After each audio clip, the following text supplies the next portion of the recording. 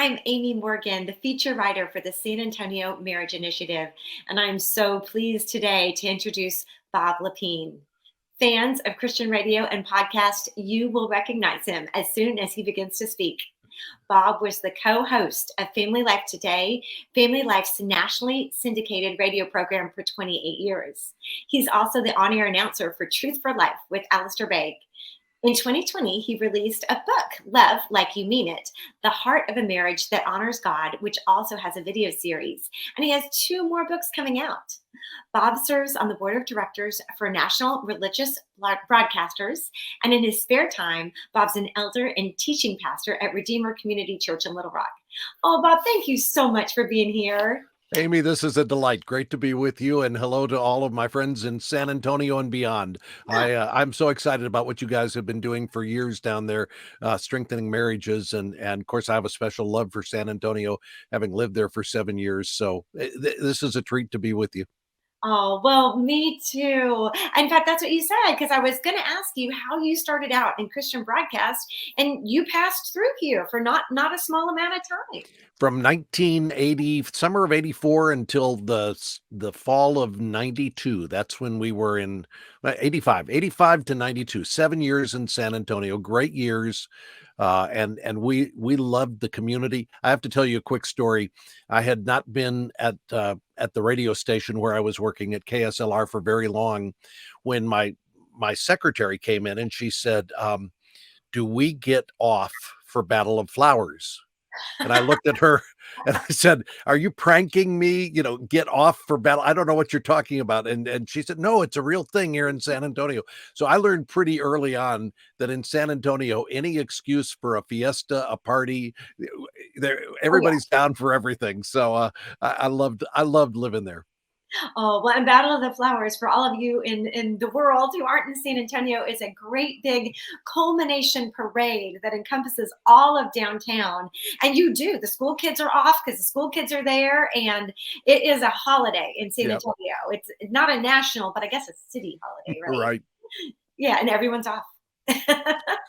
No.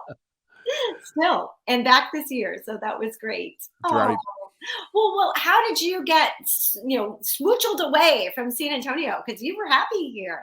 Yeah, we loved our time in San Antonio, and in fact, in the spring of 1992, I got a call from Dennis Rainey, who was the president of what was then known as the Family Ministry. Campus Crusade had a ministry to marriages and families, the Family Ministry, and Dennis had been doing this for 16 years. The Family Life Weekend to Remember marriage getaways were happening all across the country. There was curriculum for small groups that had been developed. Dennis and his wife Barbara had written a couple of books, but the ministry was starting to ask the question, how can we have a broader, deeper, more significant impact in the culture? Because they looked at what was going on with marriages and they said, we're reaching 100,000 people a year through our materials and our events, but the need is greater than that. And so they were beginning to consider a possible daily radio program. That's my background. I grew up, I studied radio and television in college. I'd been involved in local radio for 14 years at that point. And I had interviewed Dennis a couple of times on a call-in talk show I did in San Antonio. So when it came time to start a radio program, he called and said, we need help. Is this something you could help us with? And honestly, if it had not been for a clear sense that both my wife and I felt that this was God's hand, we would have stayed in San Antonio because we loved the culture. We loved the tortillas. We loved the Spurs. I could go on through the list, right?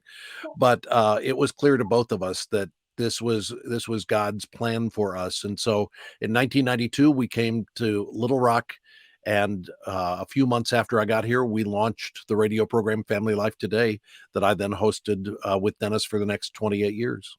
Wow. And I remember as we were talking about this, you were saying, you weren't sure that there was room for this space, but you decided to really target your audience. Tell us about that. It feels like we're having a sneak peek of the genesis of everything. It's really interesting.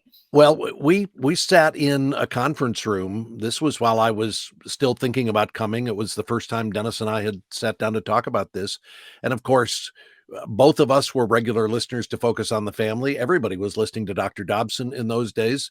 And the question of whether Christian radio in particular needed a second program that was dealing with marriage and family issues was the question that we were both asking. And we felt, as we thought and talked and prayed about this, um, Dr. Dobson's background was in clinical psychology. Dennis's background, he went to Dallas Theological Seminary.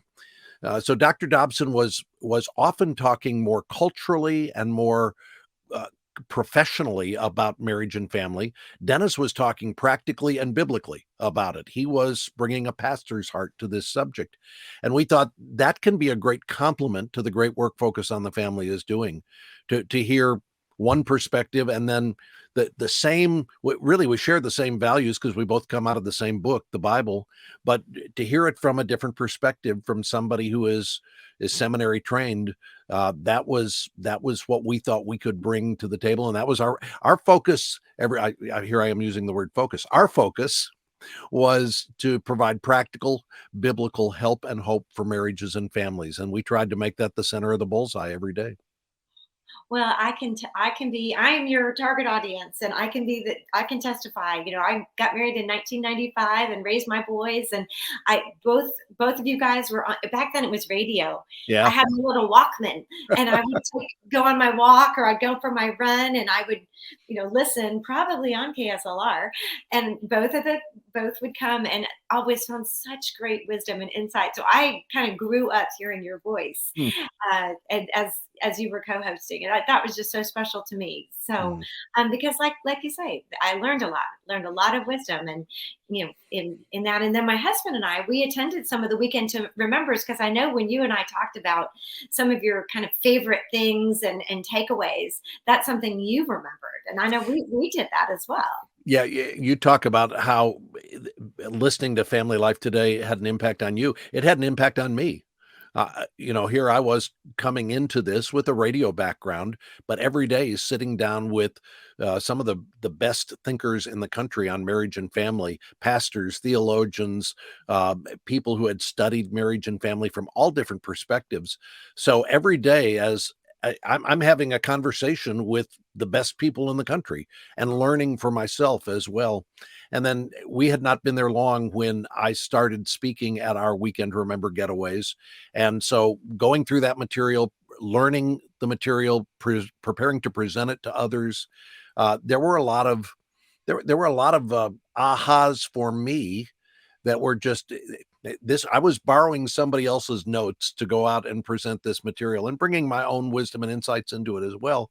But there were things core to the Weekend to Remember that all of us who present share with folks. And one of those things, for example, is that couples in marriage often find themselves in conflict, looking at each other and thinking that the other person is the enemy. And we teach at the Weekend to Remember that it's not your spouse who is the enemy. There is an enemy who wants to destroy your marriage, but it's not your spouse. It's the enemy of our souls. And when we can change our perspective and as a couple go, there is somebody trying to destroy us, and we're not going to partner with him in that agenda. We're going to ally ourselves to work against what he's trying to destroy. Now we can look at each other, and Marianne and I have said this out loud to each other through the years. You are not the enemy. You're not my enemy. And, sometimes in the midst of what we like to call intense fellowship, sometimes in the midst of intense fellowship, you kind of grit your teeth and say, you're not the enemy. Well, you're not the enemy either. And you, but it's a good recalibration to go, okay, no, you're not the enemy. There is somebody who wants to destroy us, and let's not let him blind our eyes to his presence. Let's instead come together and figure out how we can get on God's agenda for our marriage. What were some others? I know you had a few other takeaways, and that one really resonated, because I remember very clearly Yeah. getting that concept with when we went. I remember learning at the Weekend to Remember that it is not uncommon. In fact, it's pretty natural that in a marriage, husbands and wives are going to drift apart rather than drifting together. When we were dating, we thought once we're married, we'll just get closer and closer, and we'll just keep, because that's what the momentum was like in marriage, Yeah. or excuse me, in the dating years. But you get married, and all these other priorities come in, and you get distracted, and pretty soon you can find yourselves feeling isolated from one another, feeling like you've drifted apart. And when you feel that, you think you're the only couple where that's happening in your marriage, because you go to church or wherever you go, you see these other couples and they're smiling and they're laughing and everybody look, well, that's because we're all putting on a show when we're out, in public. But everybody's dealing with the same kind of drift toward isolation. And once that clicked for us and we recognize, oh, this is not, this is normal. It's normal for a garden that is not tended to have weeds grow up. Yeah. And it's normal for a marriage that is not tended to drift toward isolation. And when we recognized that and said, "Oh, we need to be purposeful and intentional about pulling the weeds in our marriage and clearing out the garden and making sure that everything is as good as it can be," that's on us. And that was an aha moment for us, material from the weekend to remember. And like you said too, you were able to learn from the best of the best. That's what's so interesting to hear, over your 28 years, what things really resonated. And I remember all those things too. And hopefully we're 27 years of marriage, we're putting that into practice, all that good fruit being good seeds being sown. But Yeah. you decided last year to step back and kind of hand the baton. Let's talk about that. What was that like, and how did you do that, and why? Yeah. For a long period of time, Dennis and I would have conversations about whether we thought it was God's purpose for Family Life Today and for Family Life as a ministry to transcend our generation. I mean, here God had done so much through Dennis, his writing, his speaking. He was kind of the core of all of this. But we both knew that uh, our time on earth is limited. That's true for all of us. So, would God want Family Life to continue once Dennis was gone, once I was out of the picture? And we knew that the need would continue, and we didn't want to presume on the Lord, but we thought we should try to steward this in such a way that we could make a handoff to a new generation of speakers, writers, people who can speak on this subject, and do it at a time when, um, rather than the last possible minute, let's do it at a time where we can still be here cheering on, providing help and counsel. And so in 2019, Dennis unplugged from the ministry of Family Life Today.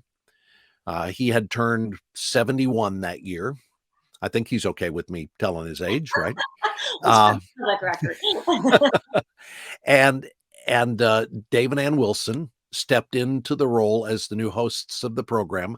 I continued on for another 2 years with them, and my goal all that time was to help the audience become familiar with and comfortable with new hosts while they had somebody that they knew, somebody they were familiar with, along for the ride. And then once the listeners got to a point where they were saying, "We know Dave and Ann, we love Dave and Ann," which is where I think they got to, then it was my plan to gradually unplug from the program. And so last year was the unplugging year.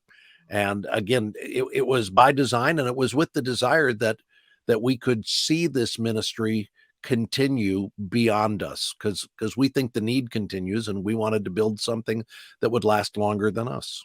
Yeah. Well, and as you have transitioned, you certainly have not been resting on your laurels.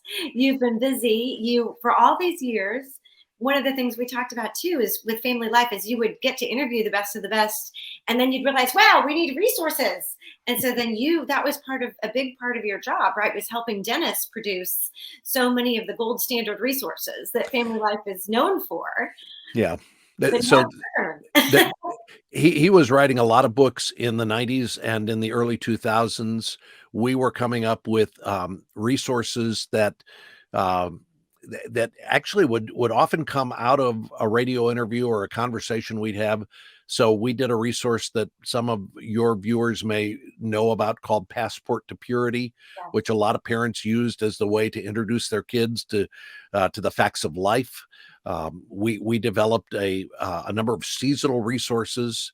I remember we did an interview once with a grandma who had put objects in plastic eggs, talking about the last week in the life of Jesus. And we said, I think a lot of moms would use this if they just had it prepackaged for them, right? Yeah.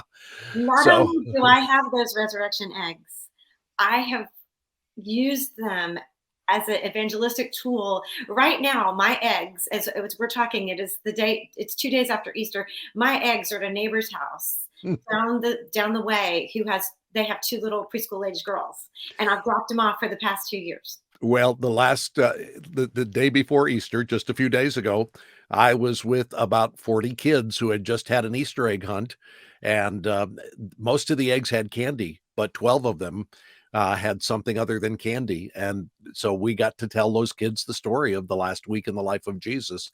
And for those who aren't familiar with the resurrection eggs, you open each egg and there's a different icon or symbol. There's a donkey and there's a rooster for when the rooster crowed, and there's a stone for the stone that blocked the tomb. And then the 12th egg, the last one you open, is empty. There's nothing in it. And the kids open it up and they think there's something wrong because there's nothing in the egg. And then we tell them, you know why it's empty? Because the tomb is empty, because Jesus is alive. And so it really helps bring the story to life in a creative way for them. So things like resurrection eggs and passport to purity. And then eventually the video series we produced, The Art of Marriage, which I think some of your viewers have been through. We did a video series for men called Stepping Up, based on the book that Dennis had written.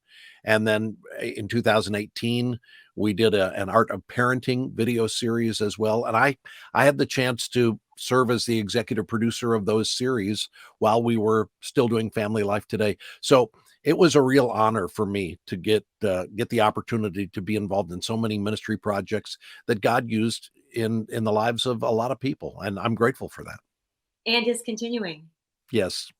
Is continuing. They have roots and wings, and Yes. they're still going forward. But now you've had some chance to kind of expand on, and you've written some books, and two, I think we'd be remiss if I didn't say, during this time, you and your wife founded a church, which you also pastor. And Yeah. I love how you said, "Oh, I only had two teenage boys at home, so I had margin in my life." Well, it was 2007, and we had friends who had who were looking for a church in Little Rock, and they kept looking and kept looking. They knew what they wanted. They had been to churches in other cities that had some real theological substance to them, but at the same time were fresh and contemporary. They wanted something that had both of those things happening, and didn't feel like they had a good option here in Little Rock. And so meeting with them one evening, I said, have you guys thought about starting something? And they said, you just start your own church? Is that what you're talking about? And Marianne and I had been a part of a couple of church plants, one in Tulsa, one there in San Antonio. So we had been through from infancy to kind of the elementary years of a church. And so I felt like I had background and experience to be able to pitch in and do this. And again, as we prayed about it, we sensed this was God's calling. And so in 2008, we planted Redeemer Community Church, and I've been the primary teaching pastor there since that time. And it's been a great joy, really a great privilege to be able to do that. So then, as you were pastoring this church and interviewing all these great people and speaking for the Weekend to Mender, you could just have all of this great information kind of gel itself in your head and in your heart.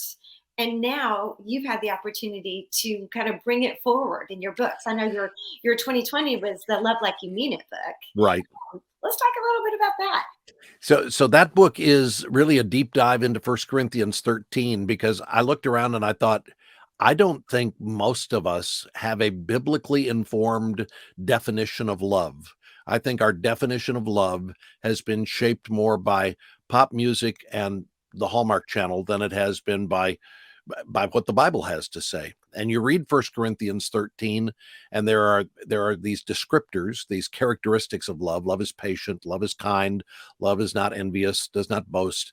You can go through the whole passage, and we often read it very sentimentally, and yet it's really a rebuke. It's a challenge. This is what love is. So when you say I love you to somebody else, here's what you're saying. You're saying, I will be kind to you. I will be patient with you. I'm not going to be envious or boastful. I'm not going to be arrogant or rude. I mean, this is the pledge we make. And so we say that at a wedding, and then we turn right around and we're unkind, or we're impatient, or we're rude, or we're arrogant. All of those things creep back in.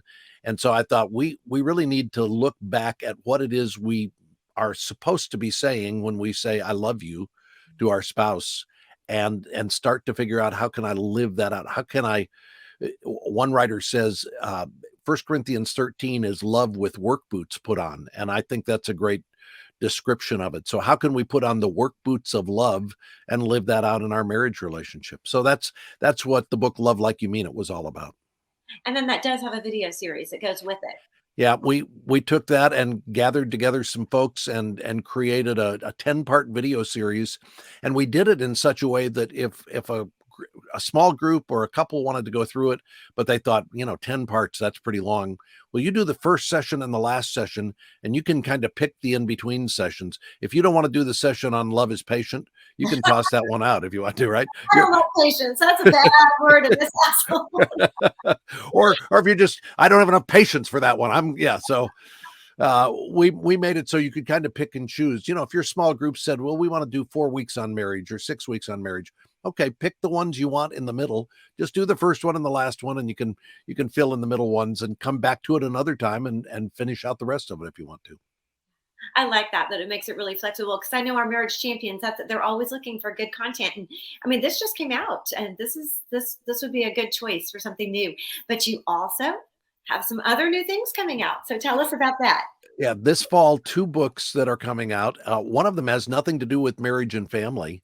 It's a book about Christmas, and this is, I'll tell you what the book's about, but let me explain the strategy for this book, because it's almost as important as the subject matter of the book. This is a book that it's a small book, 80 pages long. It's designed to be a book that you can purchase affordably. I don't know what the final price will be, but it'll be, $4 or $5 a book. And the hope is that people will buy multiple copies. You look at what a greeting card costs these days, right? It's Well, about if you can get an 80-page book for what a greeting card costs, and at Christmas time, along with the plate of cookies or the hot cocoa mix that you make to give as gifts to the neighbors or whatever you do, include a copy of a book that talks about Christmas, but also presents the gospel. That's the goal of this book, is to take the natural interest people have in the Christmas season and talk about the reason for the season. So the book is called The 4 Emotions of Christmas. And in the book, we talk about how most of us head into the Christmas season hoping for joy and peace and love to dominate. And we get there and we find out it's stress and disappointment and sadness that often fills the season. So why is it that we experience stress and disappointment and sadness? And how can we experience the joy that the season is supposed to be igniting in our hearts? And we hope that we, with the book, that people will recognize, yes, there's something missing, and we say that might be a spiritual issue. You at least ought to consider that, and then introduce them to Christ, the Christ of Christmas, in a way that hopefully they'll say, this is what I need in my life. Well, I hope Dave and Ann have already booked you to be a guest back on Family Life Today to talk about this book, because that sounds exactly like the same strategy as the resurrection eggs. Well, it is, and I am booked, and I'm getting ready to go and do an interview with them, so I'm looking forward to that. And we're also going to talk about the second book I have coming out this spring, which is a marriage book.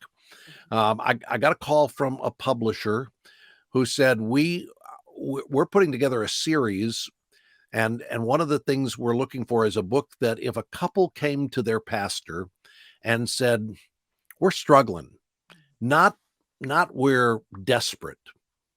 Because when we're desperate, sometimes that needs emergency surgery that goes beyond. But a couple that would say, we don't know what the issue is, but we're struggling. Our marriage is not what we want it to be. We're frustrated. They feel the isolation happening, but they're just not sure what to do with it. The publisher said, we'd love to have a book that a pastor or a lay couple, a counselor, somebody could say, here, read chapter 1 of this, and then let's meet next week and let's talk about it, and just walk them through the challenges and issues that are common in most marriage. So this is a book called Build a Stronger Marriage, and it starts with what are the common trouble spots that couples experience in marriage, and then how do we get past those trouble spots? How do we deal with issues of forgiveness, which are often the things that have gummed up the works? There's unforgiveness, bitterness, and resentment in a marriage. And then how can we begin to cultivate what I call the 3 best practices for marriages to thrive? And I'll just go ahead and, you don't have to buy the book. So the 3 best practices are, one is enthusiastic encouragement. We've got to be encouragers of one another proactively, not just saying, I won't be unkind, but let's be proactively encouraging. How can we cheer one another on? One is to be very generous with our love for one another. Rather than being stingy, we need to be generous with our love for one another. And then there is a best practice involved in spiritual intimacy as well, and how do we cultivate that and pursue that? So my hope is that going through this book, and this would be again, it's going to be kind of a smaller book, but my hope is couples will go through it slowly. There are some that you can get out a workbook and make notes. There's some projects throughout the book to try to help couples tackle some of the common trouble spots they've got in their marriage and get past those. Well, I know that's what you've said, that you and your wife, that's one of your roles at your church, is that you do counsel people, either the pre-marrieds or the young marrieds, and you talk about some of the problems that you see. You talked about some about baggage, and I Yeah. really like the way you put it when we talked about it. Yeah, I think all of us are unaware of the fact that we're bringing into marriage things, artifacts, I would say, family artifacts that Yeah. are subconscious for us. We don't even think about them. They've just become second nature for us. But when we try to combine them and they pop up, we take one another by surprise. So some of these are family of origin patterns or habits. Maybe you grew up in a family where when there was conflict, it got loud. In other families, you grew up in a family where when there was conflict, it got real quiet and things got shoved under the rug. And so if somebody who grew up in a quiet home marries somebody who grew up in a loud home, that can be real jarring when you have your first conflict Yeah. in a marriage relationship. And a lot of this is family of origin stuff. I would say all of us can look back on our lives and we would say that in our first 18 years, 20 years of life, we had some experiences that were pretty defining, maybe even traumatic. And I'm not talking about, there are levels of trauma. So not everybody experiences crushing trauma, but all of us experience things that scar us and wound us. Well, we bring those scars and wounds into a marriage relationship. And when our new spouse gets near one of those scars or those wounds, we can pull back and we could say, why are you bothering me? And why all of us, and we don't even realize that it's an old wound that's there for us. I'll give you an example of that. Marianne and I had not been married long when I recognized that one of the patterns from my family growing up was we expressed affection with some good natured teasing and ribbing. So we would say things, we'd rib each other a little bit, and it was all good natured, and it was a way of expressing affection. Well, for Marianne, she grew up in a family where her dad had said often cruel, mean things like, "Why are you so stupid?" And that had left scars for her.